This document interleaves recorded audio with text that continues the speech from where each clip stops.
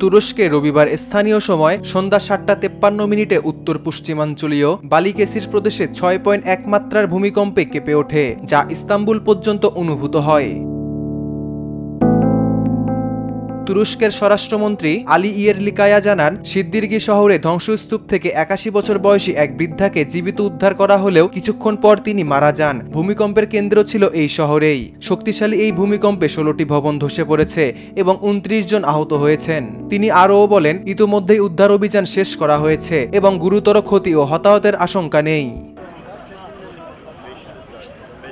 তুরস্কের president Recep Tayyip Erdogan এক বিবৃতিতে ক্ষতিগ্রস্তদের সুস্থতা কামনা করে বলেন, উদ্ধার কার্যক্রম নিবিড়ভাবে পর্যবেক্ষণ করা হচ্ছে। পাশাপাশি সামাজিক যোগাযোগ মাধ্যম এক্স এ লিখেন, আল্লাহ আমাদের দেশকে সব ধরনের দুর্যোগ থেকে রক্ষা করুন। উল্লেখ্য, তুরস্ক ৩টি প্রধান টেকটনিক প্লেটের সংযোগস্থলে অবস্থিত হওয়ায় দেশটিতে প্রায় শক্তিশালী ভূমিকম্প আঘাত হানে। ২০২৩ সালের ফেব্রুয়ারিতে দক্ষিণ পূর্বাঞ্চলে ৭.৮ মাত্রার ভূমিকম্পে ৫০,০০০-এর বেশি ও পার্শ্ববর্তী সিরিয়ায় আরও ৫,০০০ মানুষ নিহত হয়।